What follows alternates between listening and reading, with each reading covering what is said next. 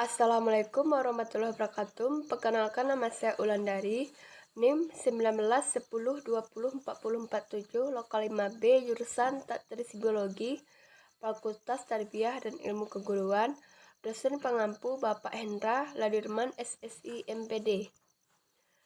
Adapun topik pembahasan kita kali ini, yang A, pengertian tentang konservasi, yang B, tata pengelolaan biodiversitas. Baiklah, kita masuk ke penjelasan yang bagian A, pengertian tentang konservasi.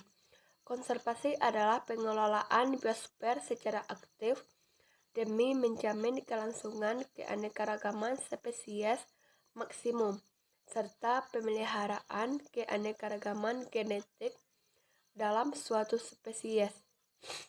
Termasuk di dalamnya adalah pemeliharaan fungsi biosfer, misalnya siklus nutrisi dan fungsi ekosistem. Demikian pengertian menurut Alabi 2010. Konservasi adalah mencangkup pula konsep pemanfaatan sumber daya secara berkelanjutan atau UNEP.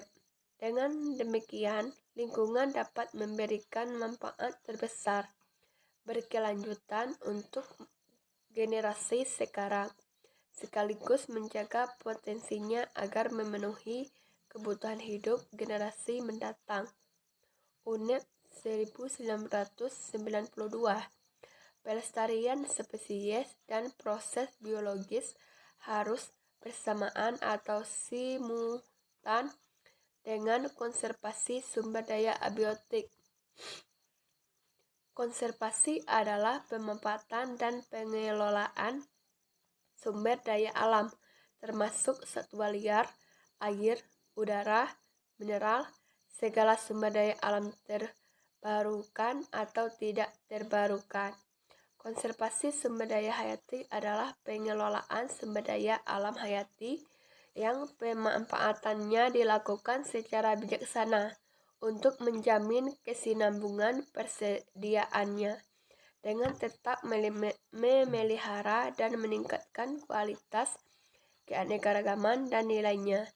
Pengertian menurut Undang-Undang Nomor 5 Tahun 1990 tentang konservasi sumber daya alam hayati dan ekosistem.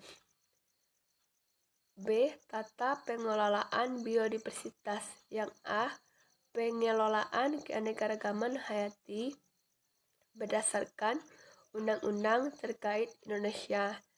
Pengelolaan keanekaragaman hayati di Indonesia dilindungi secara hukum menurut undang-undang terkait.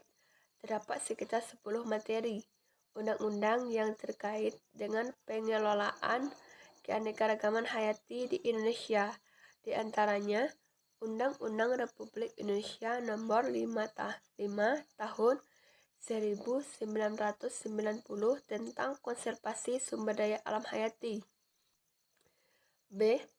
Pengelolaan Undang-Undang Republik Indonesia Nomor 5 Tahun 1990 tentang konservasi sumber daya alam hayati dan ekosistemnya. Konservasi sumber daya alam hayati dan ekosistemnya dilakukan melalui kegiatan yang pertama, perlindungan sistem penyangga kehidupan. Yang kedua, pengawetan keanekaragaman jenis tumbuhan dan satwa beserta ekosistemnya. Serta yang ketiga, pemanfaatan secara lestari sumber daya alami hayati dan ekosistemnya. C. Undang-Undang Nomor 5 Tahun 1994 tentang Konvensi Perserikatan Bangsa-Bangsa mengenai keanekaragaman hayati. Keanekaragaman hayati di dunia, khususnya di Indonesia, berperan penting untuk berlanjutnya proses evolusi serta terpeliharanya keseimbangan ekosistem dan sistem kehidupan di biosfer. Keanekaragaman hayati yang meliputi ekosistem, jenis dan genetik yang mencakup hewan, tumbuhan, dan jasad renik mikroorganisme perlu dijamin keberadaan dan keberlanjutannya bagi kehidupan.